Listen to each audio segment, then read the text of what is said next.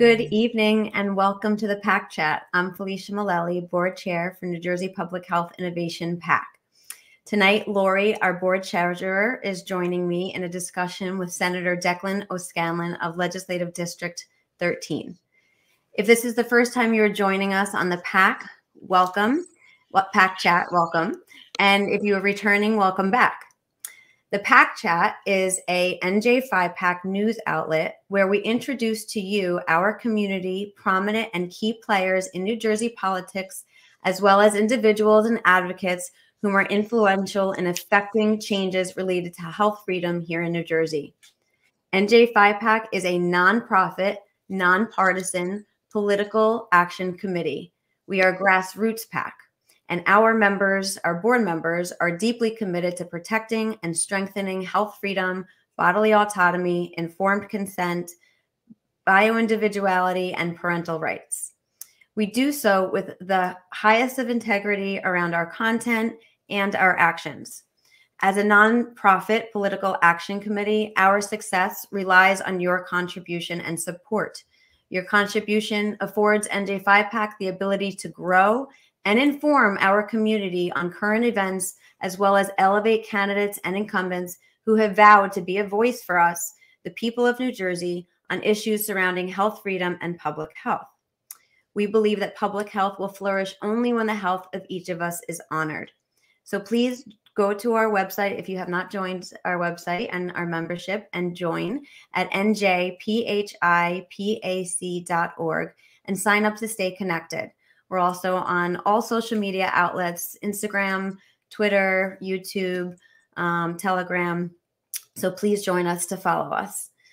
All right, let's move on to the matters of this evening. Our guest tonight, Senator Declan O'Scanlan, accepted our invitation to help shed some light on his new legislation. The language in his bill aims to set new limits on emergency powers, ensure effective legislative oversight, and restore the balance of power as envisioned by the state's constitution.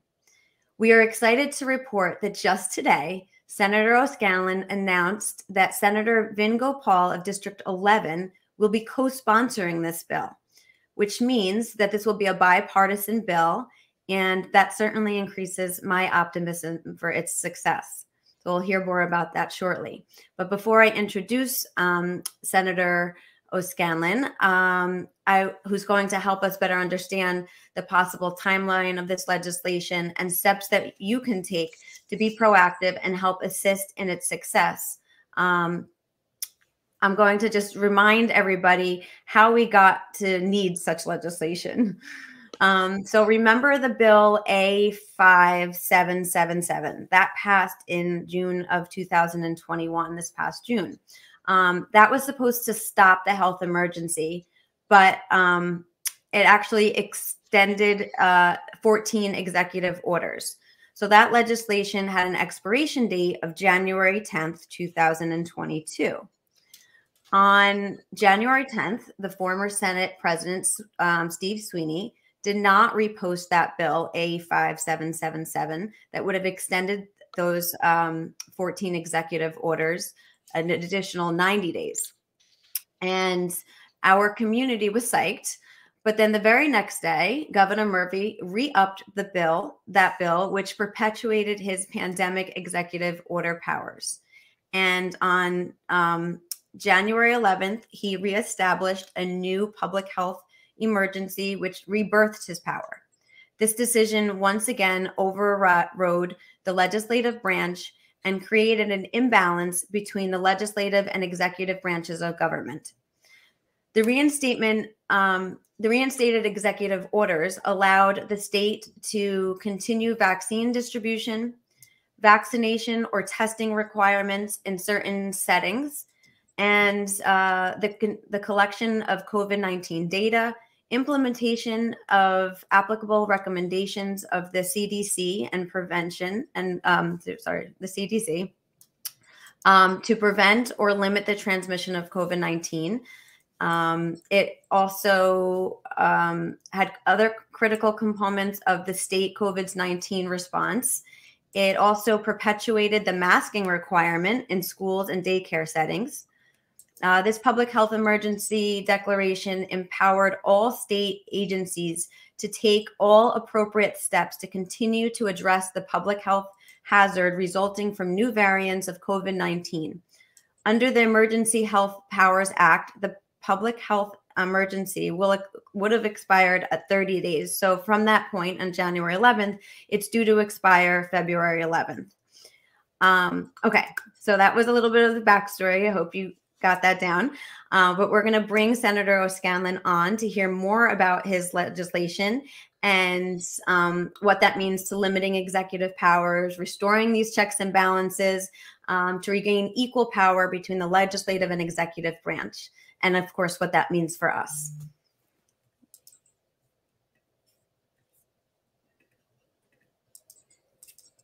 Oh, there you are. Hey guys. Hi, Senator. Good evening. How are you guys? Good. How are you? I'm doing well. Good job, Felicia. You're hired. When can you start in my legislative office? We got it. We got the story down. Yes, perfect. Good. I appreciate that. Well, it's wonderful to have you. I'm excited to hear more about this legislation and, and everything you can inform us about to enlighten our community. I'm going to pass it over to Lori now with some questions. So how have you been since the last time you brought us breaking excellent news? Doing really well. I mean, look, this it's time for this to be over for all of us, right? It's an extra full-time, if you're doing the job right, it's an extra full-time job on top of all the other legislative duties. And then you got to make money and pay the bills and feed the kids. So, we're going into the third year and it's a lot. It's time for it to be over. It feels like now after this burst of Omicron that it really is getting into a point of endemicity, which is the best we can hope for at this point. And it's okay. We can live with that. But yeah, I'm feeling great. We have the next stages of battles to come. And if you're in this business that I'm in for the right reasons, you look forward to the debate and the research and forwarding good policy. So this next state, look, I hope that this becomes a lot less urgent. I hope that the governor lets this most recent extension of the public health emergency lapse. As Felicia mentioned, it's due to lapse on the 11th of February. He ought to. His own health commissioner and his projections of where we'd be right now, as is kind of typical of their projections, has proven to be wildly pessimistic. We're doing much better. Omicron, as we saw happen in Africa, where it started, rose very quickly. And we all were a little fearful that it could keep just rising indefinitely, although we know that doesn't happen with viruses like this, but you still worry. It then fell off a cliff like it did in Africa as well. So we seem to be, and again, it was not as severe. There were a lot more people infected. So you had, a fairly challenging period of time in our hospitals, but never overwhelmed. And right now we're in good shape there. So there is no reason to extend the public health emergency at this point. And we should end mask mandates, end social distancing. We're still having some of our kids sitting on the floor during lunch. That stuff needs to go away. And I'm hopeful it does. That will not take away the need for this legislation and for us rebalancing the state of power between the legislative and executive branches, because God knows when the next thing will happen or the next variant will happen. So we need to fix the imbalance that was created by the Emergency Health Powers Act, giving way too much power to the executive branch, the governor. No other state gives that much power, as much power as we do here in New Jersey, to our governor. Our founding fathers, I think Felicia referred to this, our founding fathers' obvious intention was to have these two branches of government be co-equal, along with the judiciary. And that is not the case here. So we would simply be restoring that balance of power in a very fair and reasonable way. I like to focus on good policy rather than on political statements. We could have gone further and much more severely proposed cutting the governor's powers. We chose not to do that because I don't think that's good policy. And if we want to attract Democrat support, which we'll need, we need policy-focused document and proposal rather than a political one or a punitive one. And I think we've come up with a really good balance that dramatically does reset the power, but in a reasonable way, and with an assumption that the legislature, a safe assumption, the legislature will act reasonably in working with the governor to make good policy in future emergencies. Hopefully not a continuation of this one. Hopefully he will let this one lapse. So anyway, I've already gone on too long. No, this is all good stuff. I mean, this is important. A lot of us don't have visibility into politics, and some of us not till this year did we even, get involved when it came for the kids. And I was reading Constitution for Babies to my kids the other day, and this actually came up, the checks and balances in government. It's a board book, and it comes up with this very basic how this country was set up. And it's, if I had it here, I would do a little book reading to you, but what your bill falls right in there. It's the very basic, what they came here for, what they did when they set up this country. We don't want one person declaring everything. We have it in Washington. We should have it in New Jersey. It doesn't make sense. And I mean, our people just saw with the OSHA mandate what happened, and it went to the Supreme Court and it was overturned. We need that here. We need that in this state. So this is just very basic, not political. It's common sense. And any legislator that's been in the legislature for the past almost 2 years now can tell you that they are handcuffed. Like, we elect we don't go just vote for the governor or the president. We vote down the line for a reason. We want to have all this representation, and to have you guys handcuffed, not being able to do anything because one person said, it's just, no matter who the person is, you want to have some input. That's why we put you there. We want you to have input in the decision. So I think it's a slam dunk of a bill. So I thank you very much for doing that. Well, it's what we're here for. And yes, you're exactly right. I've heard the same thing, from legislators. Look, to be clear, you've had initiatives similar to this tried over the past couple of years. Assemblyman Bergen has been out front. I don't want to discount anybody's efforts here. What's different now, I think, is we really did kind of a comprehensive assessment of what was out there, of the right policies, the right best practices in other states, and some of the other things proposed by other folks. And also what changed was the November elections, which I think helped some members of my friends on the other side of the aisle refocus their actions, and I think really sent a message that you can't ignore the voters and act in a vacuum. And that gives us right now, I think, a window of opportunity to actually get this done, provided it's reasonable legislation, which it is. I think we have a real shot. The governor himself said that he was interested in working more closely with the legislature. I don't want to put words in his mouth, but I distinctly remember during his State of the State address, him saying something to that effect. And he said it other times as well. Assuming he's a man of his word, and as much as I have severe policy disagreements with him, I am friendly with him. Taking him as a man of his word, he ought to embrace this legislation as well. The legislature will be deliberative in their responses to him, and will be cooperative and a partner. We won't act politically, especially when people's lives are at stake. Reasonable, scientifically justified actions, he'll get buy-in. It's the anti-science things that are a problem, that won't get buy-in. For instance, I know your audience is concerned about mask mandates. The more we learn about mask mandates, the more we learn that, especially in schools, they don't do anything. They are a net negative impact on our children. their education, their ability to communicate, and this slavish attachment to that policy. When again, the more we learn every day, the more we learn it is not effective policy, is a problem. And that might be something, well, it will be, if I have anything to do with it, will be something that the legislature forces to be unwound and to terminate.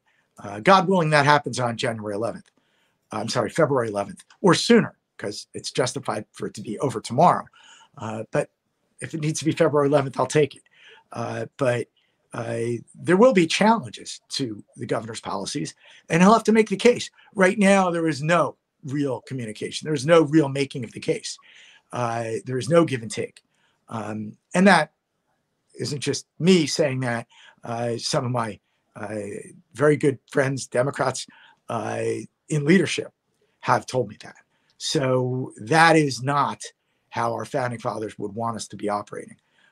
And hopefully with this legislation, we'll be able to make our government operate in the way our founding fathers had intended. So what specifically was the driving force that really wanted you to push for this? The failure of the governor to be responsive to our appeals. I mean, look, we've been pushing back where justified, and I cut the governor a lot of slack early on. He had to make decisions that no one could have been prepared for. So cut him a lot of slack, defended those decisions early on. And still, there's some I defend as well to this day. But as we learn more, and as New Jersey government leadership in the executive branch dragged their feet, we were one of the last states to reopen. We dragged our feet for unnecessary months of keeping businesses closed or only open at certain percentages, when virtually every other state in the nation went further and faster than we did with no ill health effects. That was a problem. We pushed hard back, and we were successful. We don't get a lot of credit for it. And I'm sorry, there's a cat trying to get into the screen. Sorry about that. No, bring it back. The miracles of Zoom. She'll be back. But we moved the governor's agenda in reopening that first summer, particularly here at the Jersey Shore. I was a fierce proponent for them paying attention to key dates. And it was important. We needed Memorial Day to be a day. And by then we knew people could be out. We didn't know all the facts. There were still unknowns, but we knew that they could be out, very unlikely to have a negative health impact. But if we weren't open, if we waited till July 1, it would have killed these businesses. So we pushed, and we were successful. Had we not pushed, it probably would have been out into July before we saw the governor's office move. So we've been pushing steadily with great impact. Unfortunately, unless things are perfect, people don't tend to notice those things. But the legislature as a whole should be obligated to stand up and do their jobs, do our jobs, and take a stand and let the public know where that stand is. Many legislators, I think, or some, maybe not the majority, but on the D side, you had some who were perfectly happy to be able to avoid taking a stand and keep their heads down. Now, with all of our efforts, I think we put the fear of God in them that the voters would notice that and would hold them accountable. So that gets back to the point I made before, that one of the reasons why we have this opportunity is because the voters spoke, because people like you all and your audience and other folks found their voices. It was really pretty exciting to watch. And I think that us holding those legislators that might be inclined not to want to speak up or not to want to be on record, holding them accountable and force them to do their jobs is a good thing and a healthy thing for our democracy. Thank you. Can you break down the language of the bill? Just, the days. Just the 20,000 foot, you don't want me to get too much in the weeds because your audience members will be able to watch them on camera. falling asleep. Listen, none of us are sleeping anymore. Good point. So we give the governor an initial ability to declare a state of emergency, and this goes for both state of emergency and a public health emergency. We really made no difference between them. They are two technically, legally different things, but we tie them together as far as the policy goes. So we give the governor initial 60 days. Some people are already saying that's too long. I don't know that it is. Certainly, even with this, with COVID, we would have given 60 days anyway. And I think it's reasonable. At the end of that 60 days, the governor has to request, and the legislature would have to grant an extension. And then we give some flexibility to the legislature. I toyed with having some pretty rigid times in there, but I decided that it was probably better, more reasonable policy to give the legislature a window, the period of time where we could give an extension. And this was also where talking to some of my Democrat colleagues who I hope to get joining the bill, partly because we've amended it for them or modified it for them. So we give an extension could be from 30 days, and 30 days is probably the minimum for a whole host of reasons that we can get into if we need to. But I think it's pretty self-explanatory. If you're going to have if you have an emergency that the legislature is going to approve an extension of, have it be for 30 days is probably pretty reasonable. But we can go as long as 90 days. The reason for that is because if you have a real genuine emergency, it may be hard for the legislature to act or to get their hands around it. And you might know you're going to need extra time. God willing, none of us see an emergency that would warrant such a conclusion in our lifetimes, but it could happen. And we are talking about states of emergency. So we need to visualize that. So we give it can go from 30 to 90-day extension. We also visualized if you're in a state of emergency, it could be hard for legislators to get to Trenton. We have pretty strict rules about being in Trenton and casting votes. We relaxed that here. So the legislature can act remotely, can act electronically, but we still make the legislature have an obligation to, we can't just do nothing and let a governor's extension happen. The legislature has to step up and vote, which is critical. So that is, and the last component here is we do permit the legislature to terminate a state of emergency with 2/3 vote of the body. That would be a really extreme case of a governor, really going rogue. But it's conceivable. And us plugging that hole preemptively was one we wanted to communicate. So I think we thought of most of the scenarios. Sorry about doorbells ringing and dogs barking. 2 weeks, years to flatten the curve. Well, there you go. So I think we covered all the bases. We've done it respectfully, and we focused on, if I didn't say this already, what? Sorry. There's a police officer at my door for some reason, so I'm wondering what's going on. I don't think they're here to. Wouldn't it be? We'd make news. Wouldn't that be amazing? If I'm let out in handcuffs, we'll save you. I appreciate that. So at any rate, we wanted this to be a deliberative, policy-focused document rather than a political document designed to have us battle the governor. I want this to be about good policy, a debate about good policy. Senator, would you like to take a second? We can. Oh, really? Oh, apparently someone tried to break into my car outside. Hey, guys. How are you, sir? Guys, I'm going to have to jump off here. Yeah, I understand. Yeah. But look, I think we covered a lot. Yes. And you know my intent. We really need your help to push other members of the legislature to sign on, particularly, look, the Republicans are going to be there. Help with Democrats. Let's do it respectfully and diplomatically, but let them know that we really want them on board and we want them to push this.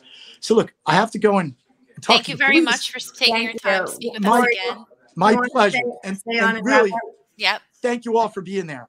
Okay. Your support and your grassroots effort is really a pleasure to watch, and I love working with you. So thank you guys. so much. Same here. Good Take luck with your car. Thanks, if you guys. need any muscle, we'll send our husbands. I appreciate that. Thanks, guys. All right. Take care. Thank you. Well, that was interesting. Yeah. Unfortunately, Senator O'Scanlan had to go because as we were live, there was cops at his door reporting a break into his car. So sorry, I'm just like, it got thrown out. I mean, so what this could essentially do is, and how you felt when you thought that bill died to extend the governor's orders, and then the next morning you woke up to news that he just re-extended his powers. This would bridge that. This would end that and say, give the 120 people you elected their votes on this, not just one person making decisions for everybody, which was never what the founding fathers intended. There's no documentation saying that that's okay anywhere in our founding documents. So basically this just, solidifies that. It's good legal policy. It's good public policy. And, regardless of our issue, it's a good move to make. Many other states have done this, and, having the bipartisan support in New Jersey is key, and it's clear this bill does. So we didn't really address that, but today, as I announced earlier in the intro, that Senator Gopal is signing on to this bill, and there is bipartisan support. So that brings optimism to this. To just reiterate what Lori was saying, this has been like a stepping over of the legislative branch, and this bill is designed to restore that balance. Now I have pets coming in. Restore those checks and balances, and to stop hiding behind the Emergency Health Powers Act. We know that our community knows really well that the data that is supposed to be transparent, to let us know when keep us abreast to if we're in a health emergency or not, hasn't really been accurate, and so there's many inaccuracies in the numbers, and there's not great data sourcing. So we know that this health emergency could be controlled with the legislative branch involved, and we want to honor that. So what can we do as a community to be helpful? The PAC will be putting out a call to action, and once we have all the language for the bill, we'll push that out to you. And what can you do? But be in touch with your legislators, have conversations with them, let them know that you're behind this bill, and especially those Democratic legislators that we want to have those conversations with. Or is there anything else? Yeah, follow all the legislators. Follow anyone you can on social media. We don't get great, data out of the governor's office. We're not getting transparency. But if you follow Senator O'Scanlan, his office, we spoke to them a lot, and Shauna is wonderful. They put together data, they share data. All of our friendly legislators have been putting out, the ones that want to do their jobs have been putting out plenty of data that they're getting. So it's out there. And as long as, you're following the people, you're staying abreast, and you're, voicing your opinion, they want to represent you. So you have to just tell them, this is what I want. And, you're more likely to get it that way. So message your legislators, follow the ones that aren't even yours, maybe a neighboring district or somebody outspoken. You'll get to see more of the data that's coming out and where they stand on issues. And that's where that's where they see our support. And then, they're more likely to support us. All we want is, the freedom and the actual data. It's not a tall order. It's very simple. So I'm excited for this bill. I hope it goes through. What he didn't explain is, some of you probably know, some of you may not, the way the bill works. It has to pass the Senate, the Assembly, go to the governor's office for a signature. And if he's staying true to what he said in his speech, he would gladly sign something like this that would restore the order and the balance in New Jersey.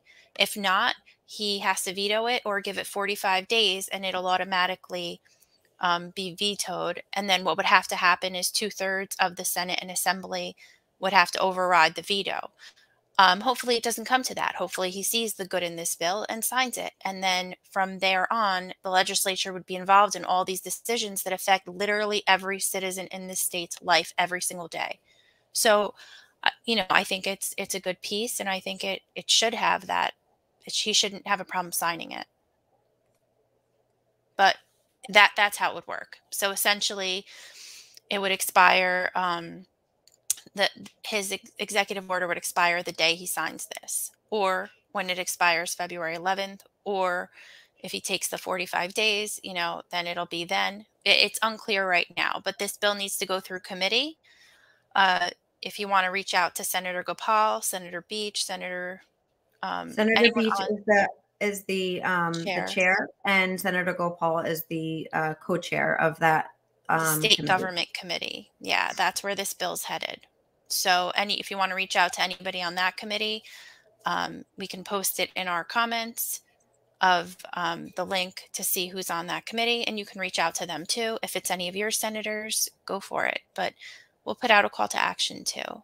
But this is important because this could, as we've seen, 2 weeks turned into 2 years. We don't want to go another 2 years with this. So whenever this bill is enacted, it's great because that puts a line in the sand and says, okay, from now on, we all need to agree on this. It's not just what one person wants. Yep. So again, Senator Scanlon had to drop off, but he was able to share with us some of the language of the bill. If you missed anything on the PAC, please rewind and take a listen to the beginning of the PAC check to get a little bit of history on this bill, as well as the conversation that we had with Senator O'Scallon while he was joining us. I'd also just like to mention, please go onto our Facebook page, our website at www.njphipac.org and sign up to stay connected. Follow us on our other social media accounts. Share with us, share our information with your friends. There's many concerned residents in New Jersey, and we can't keep doing what we're doing without your support. So, your support and contributions allow us to be effective in building bridges with legislators, as well as elevating legislators and incumbents and candidates and respective leaders in our state who are going to be influential in protecting and strengthening health freedom in New Jersey. So I think what we're doing is pretty important. Please continue to support us, contribute to us, and you could do that on our website. Share information, look out for the call to action. And if you ever have any questions, feel free to reach out to us at info@njphipac.org, excuse me. And I hope everyone has a great night. Thank you, Lori. Is there anything else that you wanted to add before we sign off? The people on the committee are Senator James Beach, Senator Vin Gopal, Senator James Hulsefeld, Senator Vincent Palestina, and Senator Shirley Turner. So if you do want to reach out and, to anyone in Assembly right now, we don't know where they are, but it's good. So that's it. Thank you guys for joining us. And thank you to Senator O'Scanlon and to his office for filling us in and taking so much time to really explain this to us, break it down for us, and of course, get this bill, put energy into this. We appreciate it. Great. Have a great night, everyone. Thank you.